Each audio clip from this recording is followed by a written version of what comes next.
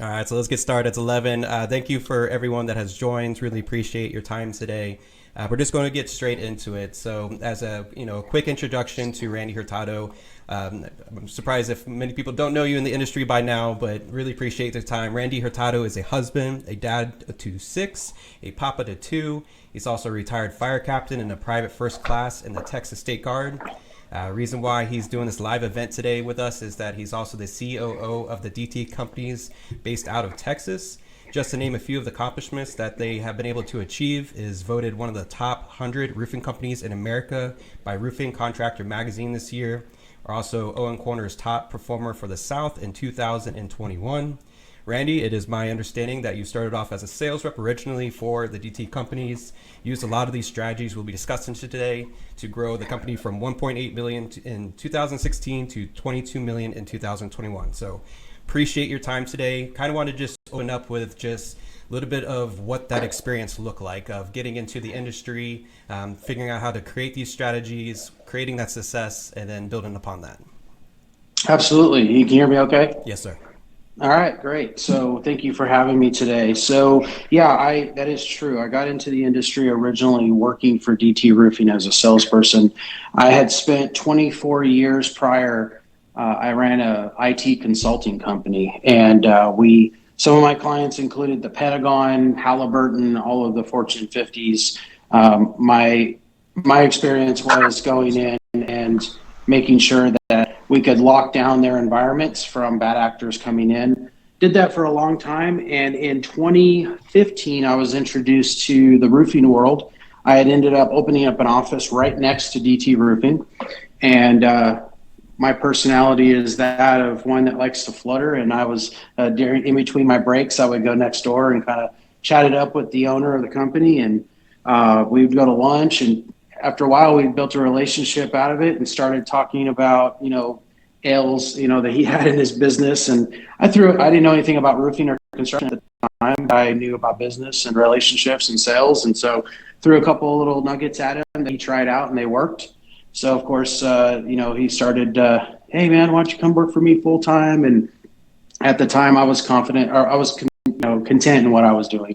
And so I just started doing it part-time. Like whenever I didn't have, I wasn't out of town, I was selling on the side. Well, my first year selling on the side for him, I made $100,000 in commission.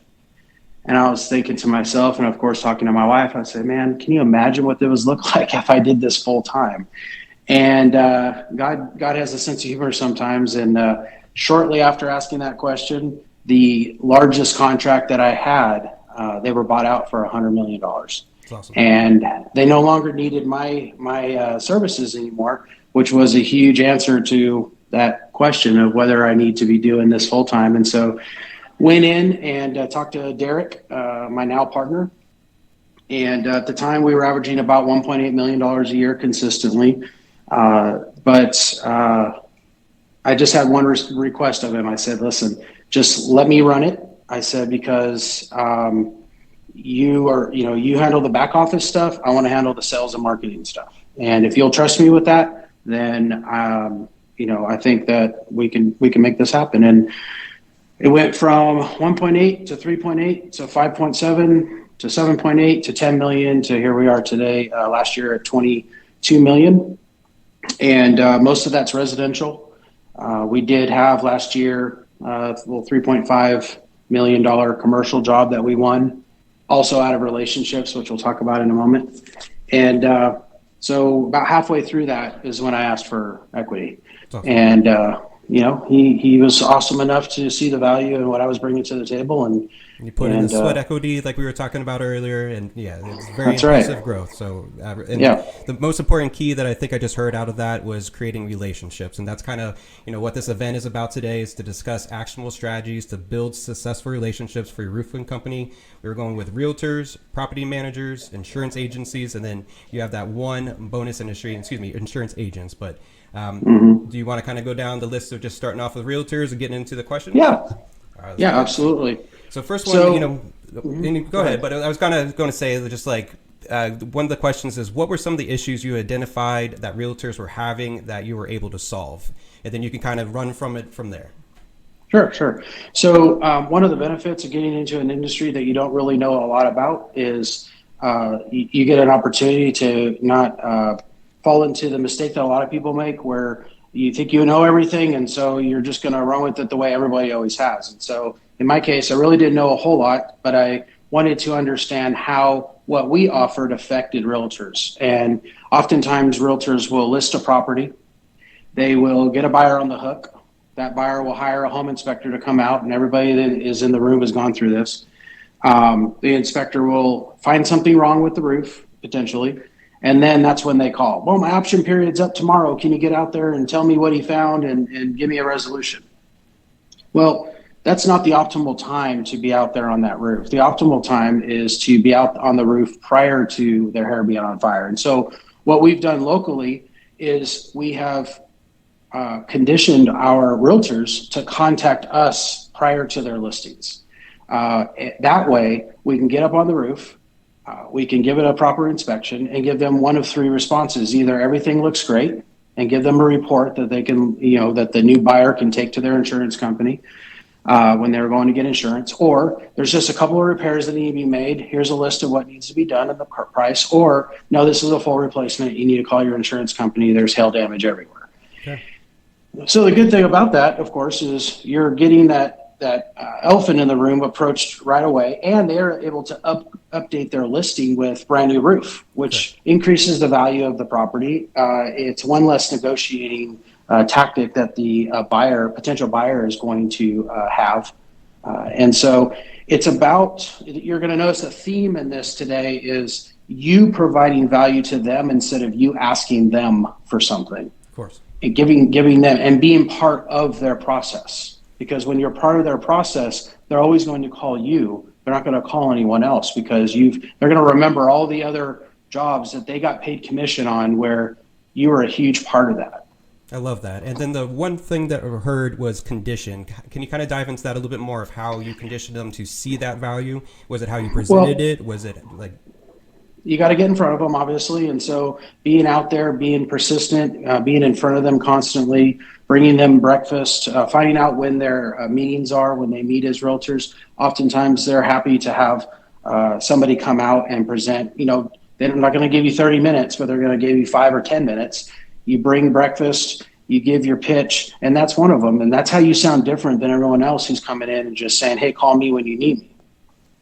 Did you leave them any material, or was it just kind of more of just educating them and building the relationships? Yeah, anytime we present, we always leave material behind just in case. But more importantly, we gather their information so we can do a follow-up. Because if you leave people on their own devices, they're going to naturally forget about things. Giving them, making sure that they're putting your number in their phone while you're there, if possible. I like to tell customers, don't worry about putting DT Roofing, just put Randy the Roofer. Because the alliterations there, they're going to remember, they're going to type in roofer into their search, and they're going to find my contact. I can care less about the name of the company, right? The goal is to win the project and to help them out, provide that value. Yep. And so we have one of the largest real estate companies in the world that has offices in our community, and they almost exclusively use us.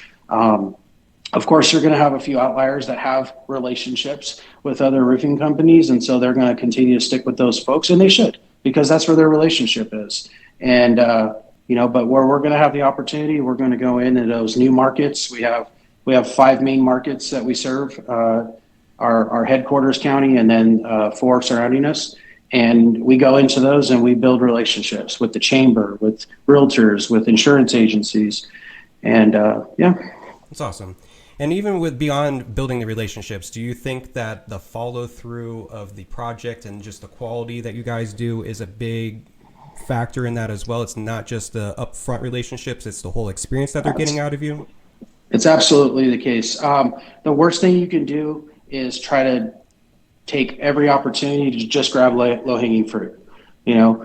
Those are nice. You always have that one real estate agent that walks up and says, I need to talk to you after this. Can you hang out? And then they have that one thing that you need to go out and look at. And that's nice. That's bonus. But at the end of the day, what's really important is making sure that you're following up with them. You're constantly reaching out.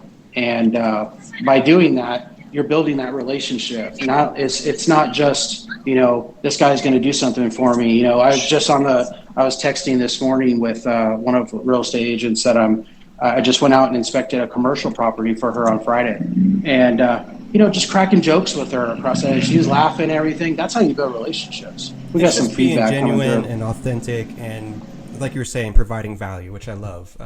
Yep. So with the realtors, kind of touched that. Is there other aspects that you think was really important of building those relationships? I guess the one additional question is, how did you follow up? Was it kind of a list that you created and then you would just manually reach out to them occasionally, or was there any method to that?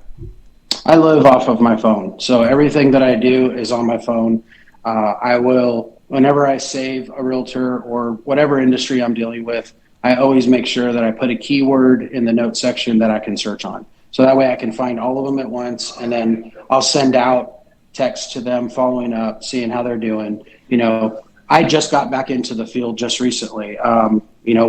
When I became an owner of the company, I pulled myself out of sales to try to focus on building the sales team. And we did. We went from like 3 or 4 sales guys to 11.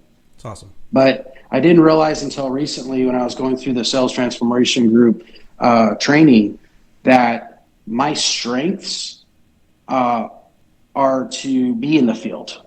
And so I immediately started looking for a VP of sales so that I can hire somebody to come in and do what they do well, so that I can get out and do what I do well. I think that's there's a huge thing that you always have to realize is what your strengths are, and then surround yourself with people that have different strengths, just like you're doing. That's right. I really like that a lot. Right. Because, I was doing my company a disservice by not doing, because there's this stigma that owners have to be behind their desk, in QuickBooks. And it's like, no, I prefer to be on a roof inspecting it and helping the customer. That's where I'm good at. And my best year, I did $4 million in residential roofs. Awesome. So I know that's where my strengths are. Yep. I don't need to be, that's revenue added to our bottom line. Yep. And so it's been a great decision for us to bring on our VP of sales.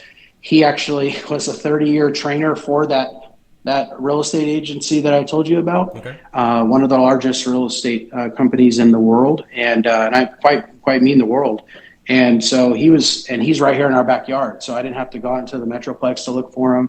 And again, another relationship that was built off of having relationships. Yep. And now he's in and he's working with us, and he's helping build our team and encourage them and coach them. And so it's been great. That's awesome. I think the last question I had before we get into the next industry is automations. Have you guys thought about any automations with building relationships? Have you kind of gone down that avenue at all? Meaning like just shooting examples, automated text going out weekly or monthly or something like that? Or was it more of just always just hands-on groundwork, we're building those real genuine relationships type approach?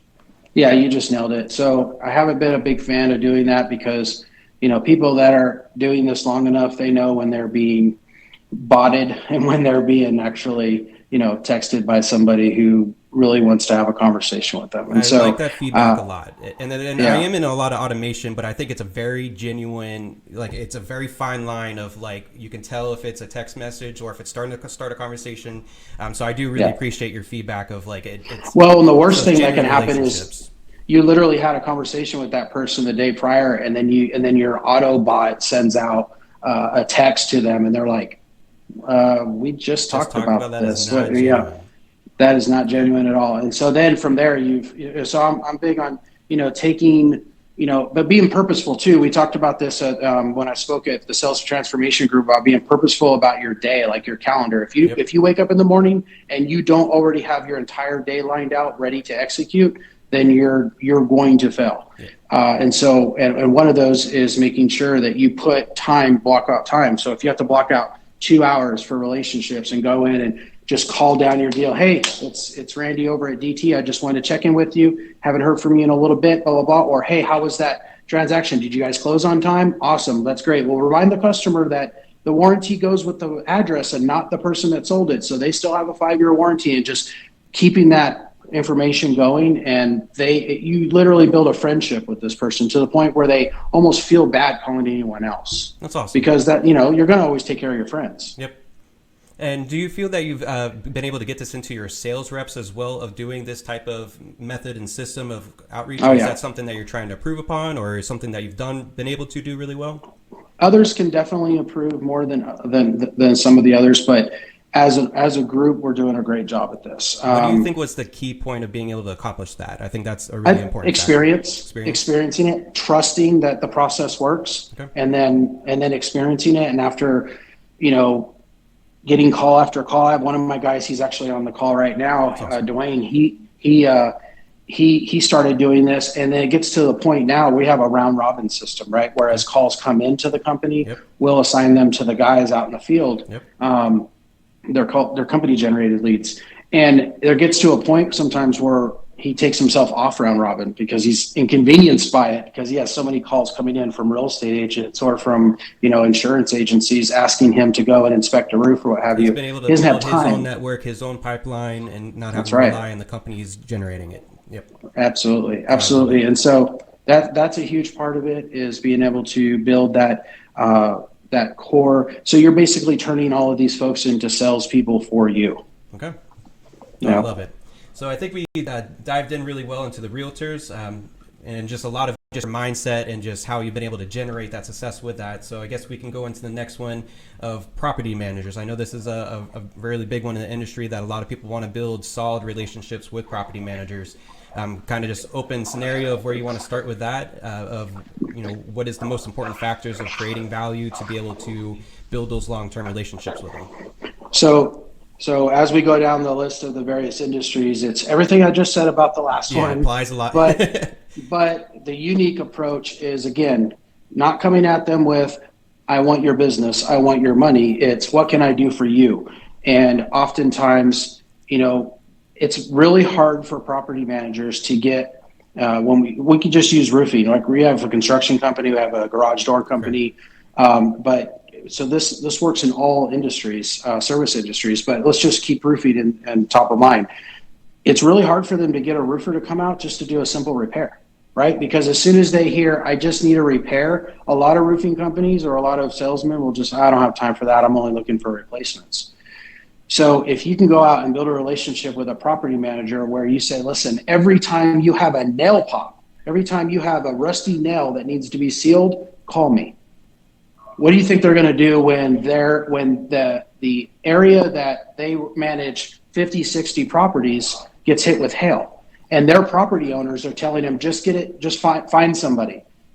Same guy I was telling you about earlier. He has an amazing relationship with a property manager. Every single time any of those houses needs a roof replacement, they just call him. They don't shop it. They trust him. They trust that we understand the insurance process. That's where I was just about to ask you. Do you think doing those small little actions up front builds the trust, and so that builds the long-term relationship? Do you guys charge for that type of small service, or do you kind of look at it as like a way of getting in, or open to any feedback on that? So at the very beginning, obviously, when you're doing like nail pops and stuff like that, where it's trivial, it's a tube of caulk and your time. Yeah, you do it and say, hey, don't worry about it. Just keep me in mind. And also take that time to stop and breathe, right? Too many times we're in and we're out, and the person doesn't even remember your name. I think that applies to life in general. Yes. We're so quick to get to the next opportunity that we forget that there's a huge opportunity in front of us, especially when we're talking about people that can send opportunities our way, like real estate and insurance and stuff. Stop and build the relationship. Take that time. I always tell my guys, and this even goes for residential, if a customer offers you a cup of coffee, take the dang cup of coffee. Yep. Sit down and be a human being. Talk with them. Let them, a lot of times we live in a community that has a lot of elderly folks. Sometimes they're just lonely, and there's a person in their house. We're all social beings, and that little bit of time of just being able to build that relationship and just connecting with them. And being genuine about it. Because speaking to being human beings is, God designed us to see when somebody's just trying to get something out of us, and when someone's genuine and wanting to help them and what have you. And so, so with the property managers, just being there when nobody else wants to, you'll get all the roofs. and we don't think about that in the time when there's a plenty, right? So when hail's falling out of the sky, that's a time when nobody's thinking about these relationships. But even when there's no hail, there's no wind, build it like this, and you can bulletproof your business. You can be you can be resistant to no hail. You can be resistant to recession, because people still need stuff even when there's no money, because somebody's going to pay for it. Either it's an insurance company through proceeds, or it's going to be the property owner through the property manager, and they're using the property manager's experience. So local services, they trust who they select. So that's the big thing, is going in, and the theme here is being, I don't charge for, there's folks in our industry that say charge for inspections. Hey, more power to you. If that's working for you, great. But we don't charge for inspections. Right. Yep. Mm-hmm.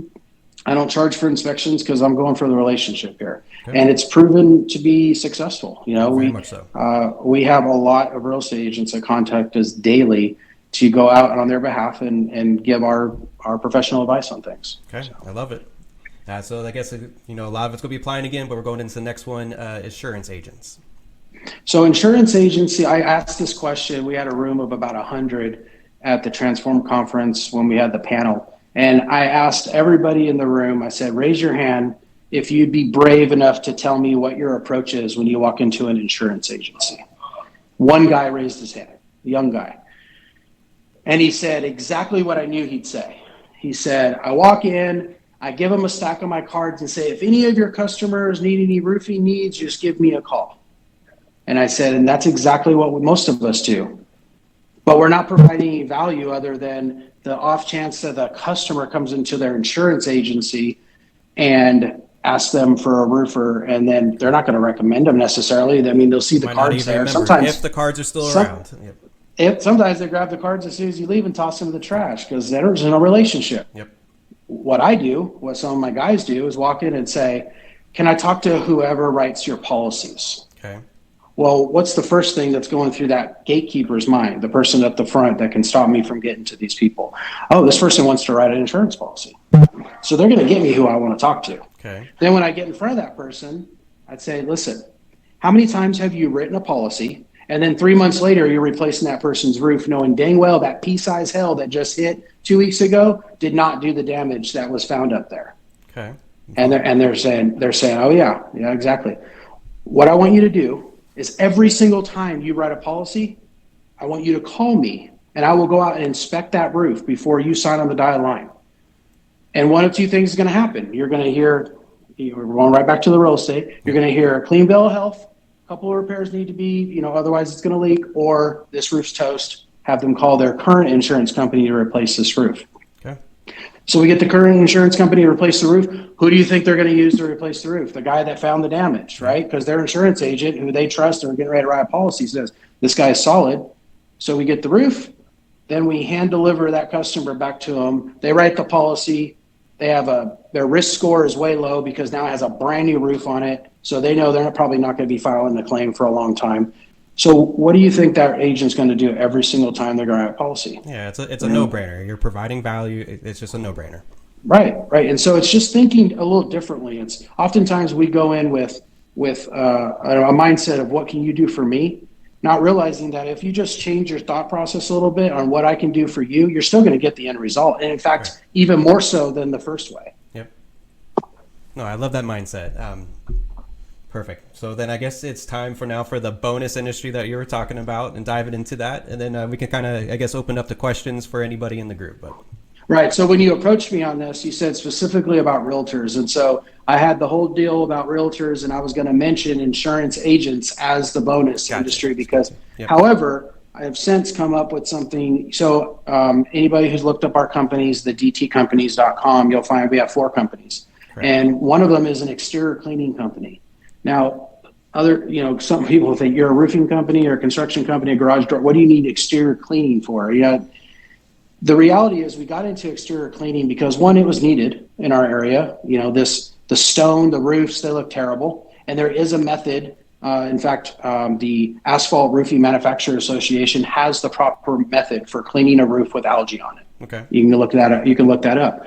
So what we did is we built a process and a business around cleaning the exteriors of residential and commercial, but not for the sake of the $250,000 a year we make in revenue on that side of the business. It's good margins, but it's not the reason why we started that business. We started that business, one, because there was a need that needed to be served, and two, it's a great way to get on a roof. Because if I'm driving, if I'm driving down a roof, what sounds better? Knock, knock, knock. Hi, my name is Randy Hurtado with DT Roofing. Can I get on your roof and make some money off you? That's essentially what we're asking when we're trying to get on the roof, right?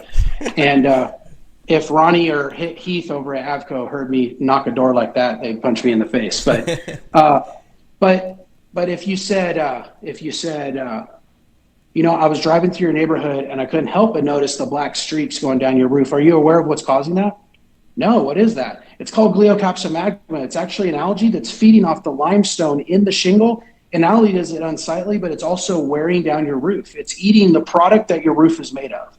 And so we have a process where for a couple $100, we can clean that off and your roof will look new again. Would you like me to go ahead and book you? Yeah. All right. Well, let me do this. I'm going to grab my ladder. I'm going to get up on your roof, and I just want to make sure there's no other gotchas before we spray this up there. It's an algicide. It's totally safe. And well, what did I just do? I got on their roof. Okay. Yep. So I can't tell you how many times the direct revenue from our soft wash business was $250,000. But the one thing we've done poorly is track the indirect revenue that it's created. But I can speak to That's one a great point, and I'm sure you're already on that and fixing that and figuring that out. I'm very curious on that myself. Yeah, and so in 2021, we had a lady who called us from one of our community division where you have to have a pass to get in, and you know it's 4,300 homes, everything. Mm-hmm. She called because she saw our billboard and she wanted her roof washed. Mm-hmm. So my guy gets out there, follows the exact process I just described. Mm-hmm. It turned into a $40,000 roof replacement and pergola on the back of her house because he took the opportunity to inspect her roof, found out she had hail damage. Roof was bought by the insurance company, and while you're here, I heard you guys are also a construction company. You have a construction company. Well, me and my husband were talking about building a pergola on the back. And so $40,000 later from a $450 roof wash. I love that. And so it's just another way to get in front while providing value, right? It's a cost affordable way of getting in front of them. And then, like you're saying, getting up on the roof. That's a really great approach. Yeah, we're all aware of loss leaders, right? Yep. Every time you do a roof inspection for free, it's a loss leader. Yep. But this one actually provides it because at minimum, when I get up there, if I find nothing, I'm getting a $450 roof wash. Yep. And the guys aren't gonna buy a house with the commissions. But I mean, we've had $35,000 convention center that we washed. That's awesome. That's how much it costs for that. Yep. Again, good margins. A hotel, and who do you think they're going to call when their roofs get damaged by hail? They already know they're affiliated with DT Roofing. Worked with, built trust with, built rapport with. Relationships, yep. Exactly. When we first got into our soft wash business, I was sent out, we got a call in, just bought a house on the lake and need a new roof. All right, great. This sounds like a good lead. Go out there, get on the roof, inspected the whole thing, got off the roof, and the guy said, "What do you think?" I said, "Who told you needed a new roof?" He said, "Well, I mean, look at it." And I was like, "Well, that's just algae." I said, "There's no hail damage on this roof. In fact, it's a class 4 rated roof." I said, "This thing's got plenty of life back in it." I said, "I think it would be like $750. It was a larger roof, and a lot of the roof had this algae on it. $750, and we can clean that off, and we'd be done in like 2.5 hours. Okay, so let me get this straight. That is just doing the right thing. That's just doing the right thing. And that was his response is, let me get this straight. I was ready to buy a roof, and you're willing to just take $750 to clean the roof. And I'm like, yeah. If you need that roof down the road, he's going to be giving you a call. My response to him was, yep, and I'll be in business in 5 years, while my competitors who have taken your money will probably won't. Love it. And so, at the end of the day, it is about building a relationship, seeing that long. And hey, I have to sleep at night. If I know that's all that's needed, there's no reason to replace this guy roof. Now, if he said, I hate the color, that's a good reason to replace roof. And if you got the money to do it, I'll check. But there's nothing wrong with the roof. And so it's just about, again, relationships are always going to, our mantra within our company is communication and relationships. Okay. If you prioritize those two things, you will always be successful. With anything in life, and I love that a lot. Anything. All right, man. I love all that. I was going to see if we had any other questions in the chat. So And we if got anybody one has from Diego over here saying, are you charging yeah, for realtor inspection reports? I am not, for the same reason that I mentioned earlier. Is my goal is to long term get the relationship, and so for some folks that works out, go for it. If they're still calling you, then awesome. But my experience has been it doesn't take me a whole lot of time, especially if you put a process around it. If you create a template that you can just fill out real quick and get them what they need, you're not really spending a whole lot of time, but you're bringing great value to them.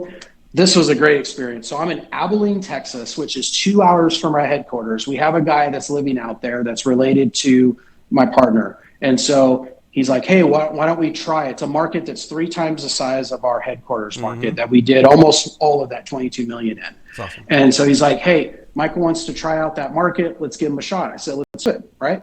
So part of building it, what do? We set up an appointment with the local large real estate office that is the same one that's here, the largest one here. And I'm up doing my spiel, right? I've got 4 of my guys with me, and I've got the host over to the left of me on her bench, and she's kind of texting the whole time. And I'm recognizing this, and I'm thinking inside my head, wow, that's kind of rude. The attention wasn't there for whatever reason. Right. I've got 50 of her colleagues in front of me, and she's over to my left just doing this, just going crazy. She stops me in the middle of it and says, hey, guys, I'm so sorry. Hey, I just wanted to let you know. And then she drops a name from a real estate agent that everyone in that room knew that is now in our market. And I had mentioned to her that, I was checking on you guys while you're giving their pitch. And I knew she had moved from Abilene to our Hood County market. And she said, oh my gosh, you guys definitely need to be working with DT Roofing. They are amazing out here. All of our agents contact them. It was the best. I could have just sat down at that point. And you weren't even I didn't have to say a single thing. Wasn't even expecting it. The lady was just doing her due diligence to see if she could add some value to the conversation that was a relatable one, because here I am, just some guy up there saying, hey, call us. And everybody's face kind of went from like, oh, one of us said use them. Your reputation so immediately built a rapport, and yes, absolutely. And so it's just an example of you doing that will bring dividends. And so I'm not going to sit there and worry about the $150, $200, roofing inspection report where they ended up not dealing with. You know what? Give grace. I'll get the next one with them. Sometimes it's not even their fault. Maybe they were representing the buyer, and the seller got to choose the roofer, and the seller's roofer's cousin's vet's uncle is a roofer, and they chose him. Right? It's very hard, because why? You're not going to win them all. You're not going to win them all. Yep. There's a relationship, even if it was the cousin's vet's uncle's dad. So, but that's actually another thing that I learned many years ago is your true colors will come out when you face adversity, and they see how you responded. So when that realtor sees it, I'm like, hey, no big deal. As long as they got taken care of and this deal is going to happen, that's awesome. Call me on the next one. Yep. And they're like, man, that's so refreshing, because I was feeling bad for you. No, and you're making me feel better about it. Thank you so much. Yeah. And they're going to remember the endorphins that were released during that conversation, everything. Yep. So again, it's just about loving on people, relationships. There's always going to obviously be a business side to it when you're reaching out to a real estate agent or an insurance agency or a property manager or whoever in our industry could affect your business, but be genuine about it. I truly do care about these people. My guys truly do care about these people and their success in their own business as well. It's just filling your heart with the goodness inside, and then it shines through business by doing everything right. That's what I'm hearing from you. That's it. And you're not going to win them all. I got one more question in the chat for you. Was basically asking, are you using a franchise for roof washes like Ugly Roof, Roof Max, etc., or do you do that build, or did you build that in house? Excuse me. So we built it in house. There are Roof Max type products out there that promise to rejuvenate the roof and add oils back to it. I have been approached by them. We've chosen not to go that route right now. Because I don't have enough information, and I don't just do anything that we get into. We've researched the market, found out that either it's an underserved service in our area or our market, and I guess underserved because people are doing a terrible job at it, or there just isn't enough of it, and that's why we'll get into it. right? I haven't been convinced yet that those type of solutions are legit. Okay. Not to say that people that do it are doing it for the wrong reasons. They may have come to a different conclusion. I haven't, to be honest, I haven't spent a lot of time. The soft washing is an inexpensive approach. We paid off the unit that we built within the first 2 months of doing business with it.